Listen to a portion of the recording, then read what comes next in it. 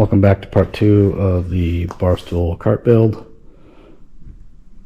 To begin with, we're going to actually fabricate some control levers for the throttle and brake. We've got the pedestal mounts already in place. So we'll grab a piece of flat plate steel, cut in shape. So I start out with drilling holes. All they're doing is other than this one right here, is this hole is precisely for the pivot point on the actual controls themselves. But the rest of them are just to round over the inside and outside corners to make it, look a little bit better when you cut it out and grind it. So that's what I do to start with, and then I just, follow the lines and try to stay inside of them. Start grinding.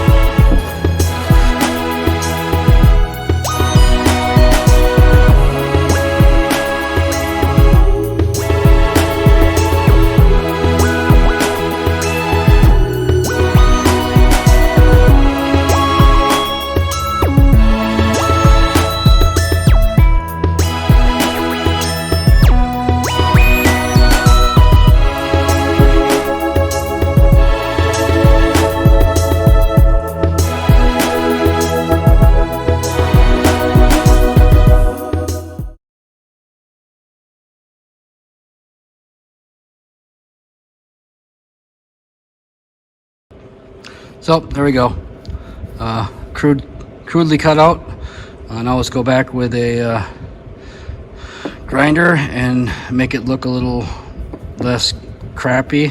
And then we'll have to set it on the bike and the cart and see how it fits.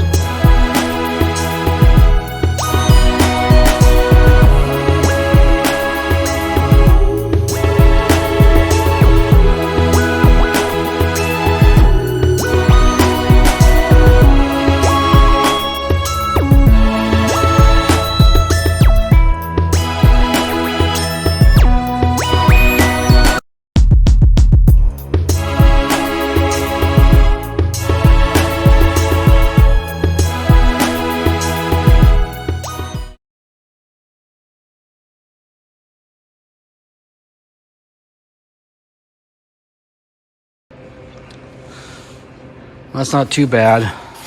The alignment's about right with the wheel, but it's obviously way too far down for a hand to grab around and grab it. So going on here is we're cutting and modifying to it. The slot for the cable to pass through that will be operating the brakes and the throttle on the cart.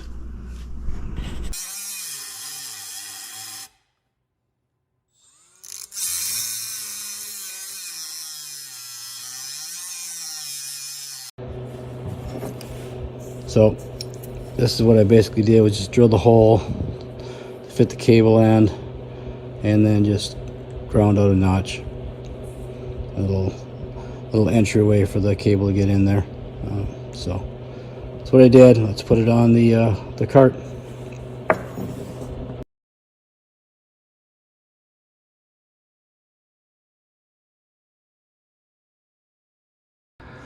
All right, controls on it. Pretty happy with that. I like the location, I like the feel. When you're sitting on it, they're in the right place. So now we just gotta wait for the cable to show up, and we can run down to the brake and the throttle, and then start working on the shifter, which is gonna be kind of a bear. So we'll start here with is the throttle. Run the cable down here. Thinking we're gonna build ourselves. Here's the old cable that's hooked to the throttle, but it kind of runs nicely along that carburetor brace there. So I'll build a little cable clamp to go right here. We can actually clamp the cable in there and then hook it to the throttle. All right, so we made a little clamp block to hold the throttle cable in place. I'm gonna go ahead and mark this brace here, drill it, put a couple of bolts in it, and get our throttle cable put in. We'll have to cut the cable down, obviously. It's a little too long, but we'll cut that down to length and then get it attached to it and get ourselves a throttle. Okay, throttle's hooked up. Cable run down. Little cable block there. Attached to the throttle linkage. Works well. End up with full throttle, so we'll call throttle done. Now let's put some brakes on it so we can stop it. Alright, so I got the brake lever up there. Trying to figure out a mounting point, so I end up with just making a little part here that allows me some adjustment, holds the cable, and allows me a little bit of adjustment in the cable to tighten the brakes up. So let's get this bolted in. Got a couple holes drilling up here in the frame for it to actually sit in. I'll eventually sleeve those so they don't crush the tubing when we tighten it down, but for now we'll just set it in there and get it set up and get the brakes adjusted and see if they work.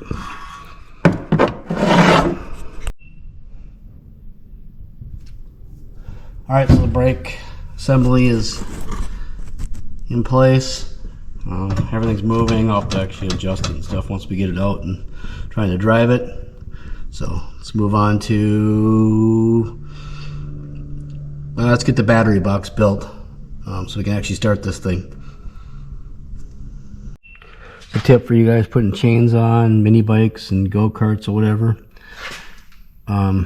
make sure your master link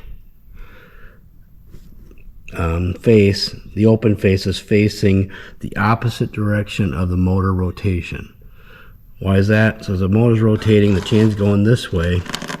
If you've got the open end of the master link on this side and it catches something, it'll kick it right off. So I always put the open face of the clip holding the chain together, the master link together, facing the opposite direction the motor rotates.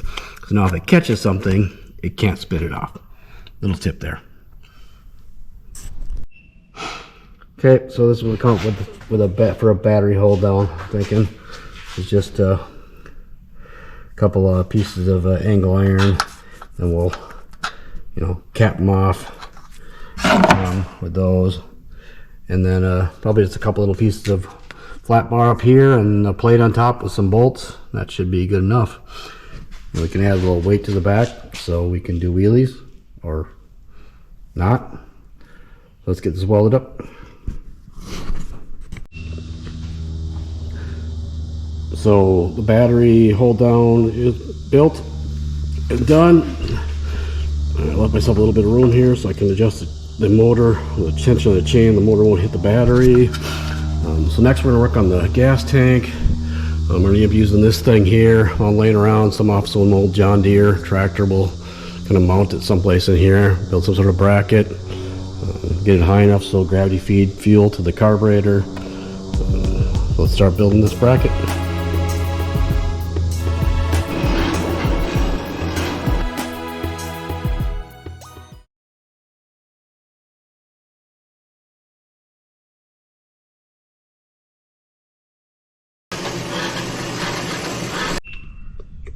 So you need to put a little curve on the end of a piece of flat plate. This is my trick. I don't know.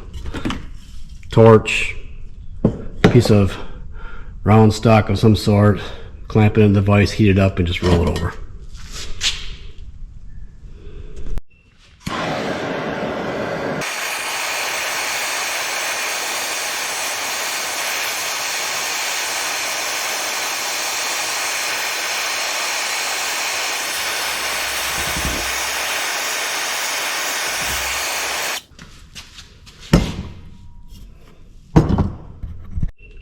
So this is what we'll do for a gas tank mount. We'll get, this little radius piece of a flat bar that'll follow the contour of the gas tank, which will hold the straps to hold the tank on. We'll weld those on there, and then round the edges over and make it look pretty. And then fasten to the cart somehow. We'll figure that out in a minute. So there you go, something like that. I'll make a couple of straps to hold the tank to this bracket, and then I'll probably clean the bracket up and weld it to the bottom of the seat mount. Since there's actually fasteners holding this ring on, I can weld this to the ring and still take this whole assembly off if I need to. So let's do some cleaning up.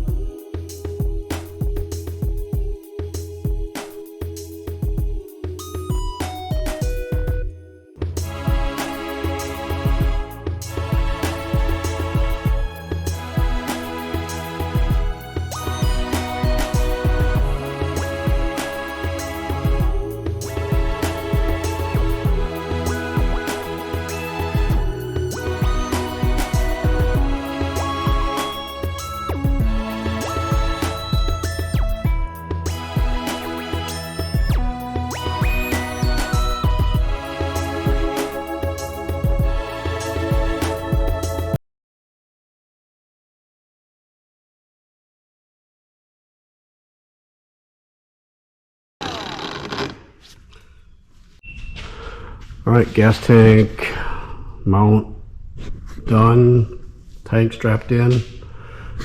Got the cap below the seats are sitting on that. We'll call that finished. So I think the next thing we're going to work on is the wheelie bar. We're going to have to put a wheelie bar on this thing because I'm pretty sure it's going over backwards. Physics would say yes. So we'll build ourselves a little wheelie bar of some sort to keep it from going all the way over. And not to mention the next piece I got to make is the shifter, which is going to be a complete pain in the butt and doesn't sound like it's going to be a lot of fun. And building a wheelie bar sounds like a lot more fun, so we'll do that first. Alright, for the wheelie bars, this is what I kind of dug up for scraps laying around on a set of old casters off of toolbox or something. Some pipe, make a couple little brackets. I have a little sleeve here that'll weld to the chassis someplace like maybe like this or something. It'll pivot on, and then I don't know, up on top here maybe something like this, maybe make it a little spring cushy when you pop her up on a wheelie, or maybe just a solid bar. I don't know yet. But let's get these mounted onto the back of the cart, and then we'll figure out what to do next with that wheelie bar. Okay, so here's where we at with the wheelie bar so far. Bars, made a little pivot point back there for the lower part of the arm to hook to. Both sides. Just snap them weld them in place. Once I take some measurements and make sure that these are straight and square, and then once that's done, then we can work on something up here, I guess, for this pivot point at the top. So weld them up. Okay, wheelie bars are completed ish. Get some bolts, the right bolts from here, and I did make them removable except for not removable. So I'm gonna have to cut this loose, put a piece of angle iron here, bolt it to the top. But they're on there. Like any good bar stool, they all should have wheelie bars.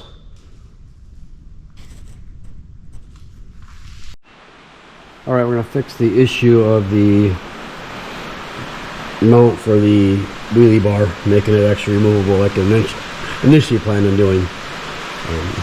So basically I've drilled a couple holes here to retain, well, through the piece of angle iron and then through the frame of the go-kart. We're going to we're going to do nut inserts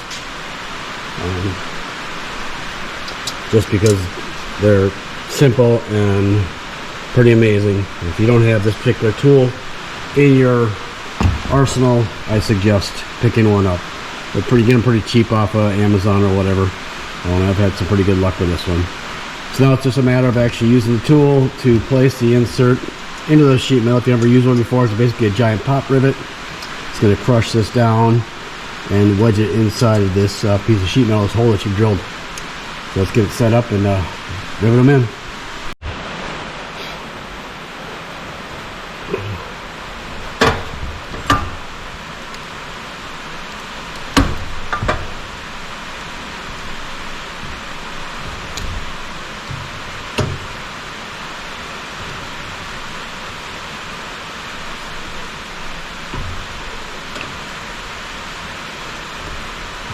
When I do these, I usually tend to not start way out here when I'm actually locking them into place. I start a little bit higher up here where you've got the most leverage on the handles. And that's it.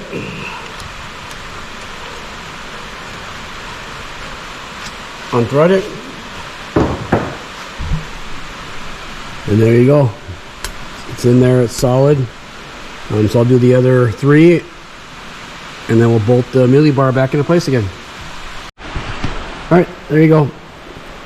Wheelie Bar is now actually removable.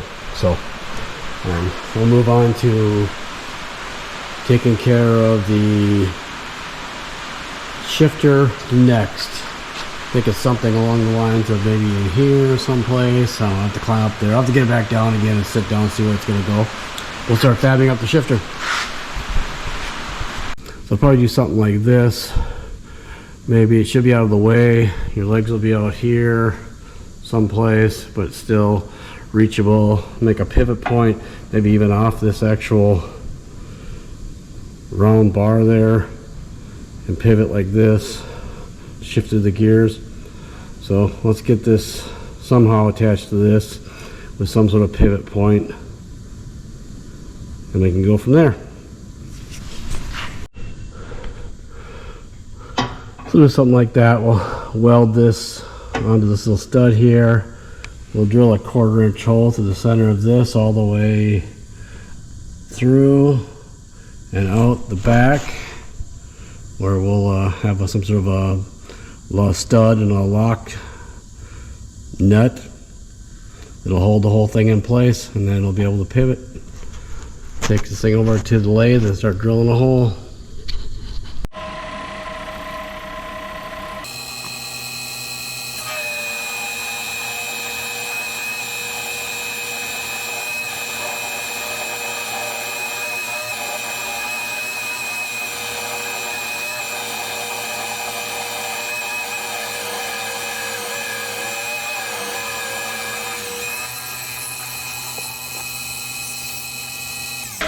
There you go. Alright, shifter fastened.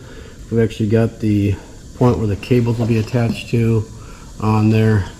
And now we're just working on a piece of plate steel that'll go in here, weld to here, and this will actually hold the mounts used to secure the cable to the cart. That's what the plan is with that. And then we'll cut a couple slots in this so that both blocks are adjustable. Why we're doing this, because it's going to be a push-pull system, because the lever right there is actually got to go back and forth, and I can't do a hard steel linkage down there, obviously, because the shifter's here someplace. And so we'll just do a couple cables, do a push-pull with some serious adjustment in it, because sure we'll need that. And so let's head to the mill, get some notches cut in this stuff. So now we'll just make a couple of blocks, aluminum blocks that'll hold the cable ends or the cable housings in place, like we did down here for the brakes. Let's do 2 of them on each side, and then a cable that way, cable this way, down to the transmission, and have to figure out what to do down there. But close up here, So let's move on to making some aluminum blocks. So the cable housing brackets are in place. They're on an adjustable slide here, so I can adjust the tension on those once we get them all hooked up. Next thing we need to do is build or put an arm on the shifter. That's it, little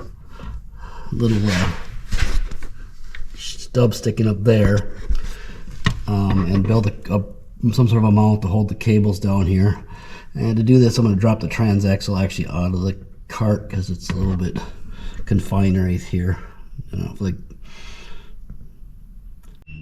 right, case is out.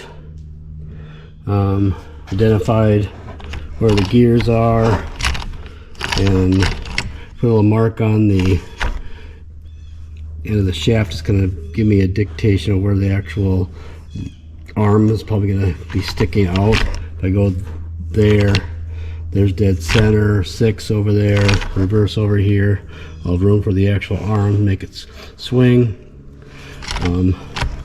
So next we'll actually have to make a plate. I'm thinking we'll mount the plate to those 2 bolts there, have it come across, something like this. However, I'll give you a place to mount put the cable housing mounts on. I always use one of these little contour. I'm going to try to follow this contour here on this case here. So these little contour gauge measuring things seem to work pretty good for stuff like that. So let's go ahead and find some metal and start cutting.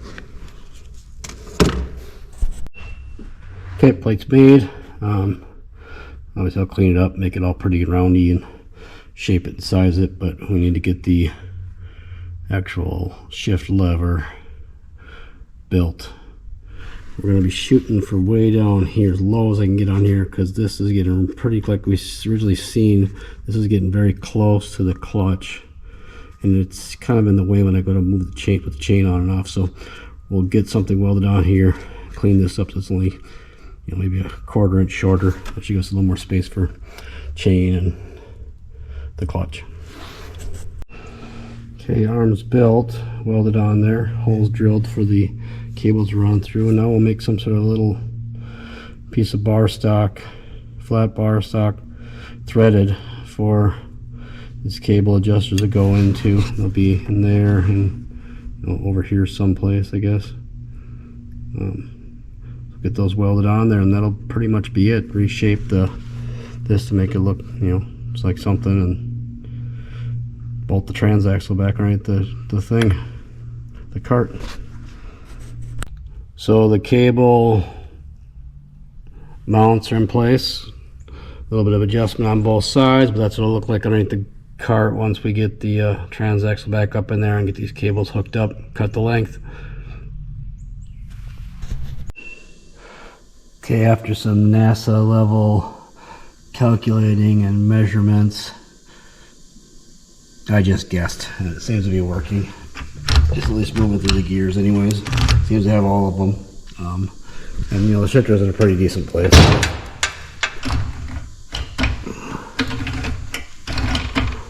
So, it works. So we'll button the axle back up on it, get that back up underneath there, get it back on the ground again, and then we'll continue on. I think the only thing we have really left before we can actually run it is wiring and some sort of exhaust, because we get nothing. So next we got to do some sort of an exhaust system. We've got this thing. We'll probably fab into it somehow. We'll have to bend some pipe, come out of there, go around the seat, build some sort of a flange for the exhaust to bolt to that, and then weld it into this. I'm not even sure what this is going to look like, but start bending some pipe, cut some stuff. Alright, exhaust is tacked together, little flange there tacked up. A couple pieces of pipe tacked together again to kind of get it away from everything and up a little bit. And then attach the muffler to it, and that looks stupid. So it's perfect. It fits this whole goofy cart bar stool thing. So now let's take it off, weld it up solid, put it back on, and then let's wire this thing and fire it up. Okay, got a model built out of cardboard. That should work. We got it all cut, notched out to cover the cables, mechanism, and give me a place right in there someplace to put the switches for start and on off and lights. So now let's undo this, unfold it, and make it out of steel.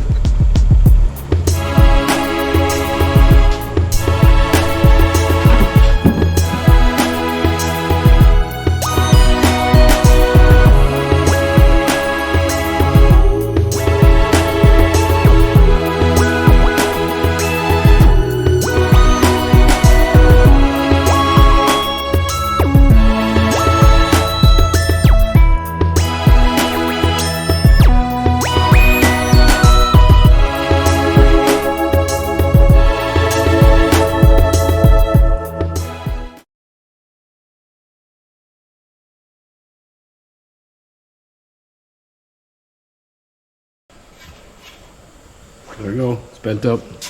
Let's weld the back on it here and put it on the cart. Shift cover completed. Got the start button, and an ignition switch, and a headlight switch.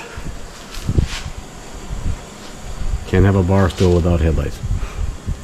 So that should about wrap up the fabrication piece of this. Now I'm just going to run some wires, a couple wires to a starter solenoid, a couple battery cables, and a fuel line. I'll throw some oil and gas in this thing and see what happens. Okay.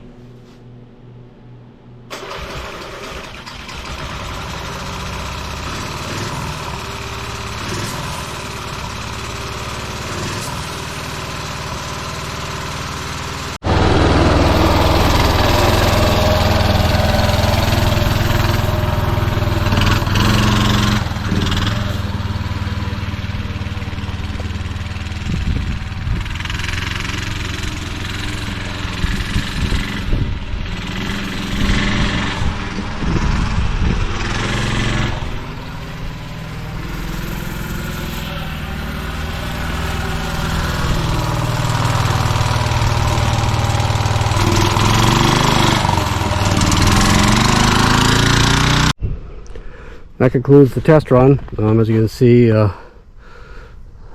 northern hemisphere got thrown a bit of a curveball for the last few days of March, but it did work. It does like to do wheelies. It's more difficult to keep the front end down than it is to keep it up, so that's okay. Bad, good, we'll call it good. So now we'll just tear it down and make the whole thing prettied up, get some paint on it, finish the welds up, make any minor changes I might decide to do as I'm reassembling, and then we'll pop back over here and see what it looks like all finished up.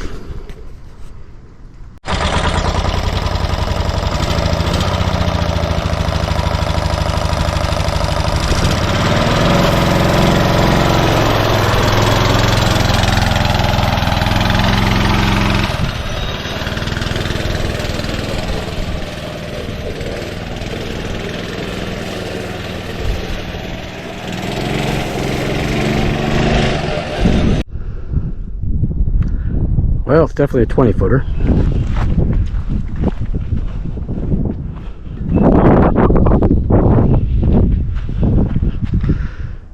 Passes the 10-foot test.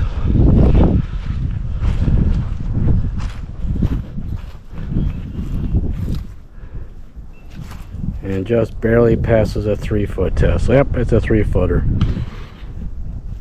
So, as you can see, it's completed. It's painted and put back together again. Noticeable changes. The steering wheel. The original steering wheel was too small, made it a little too hard to steer, and also you need to really lean forward on this thing if you don't want to do a wheelie. but it's done. This will close out this video and this build.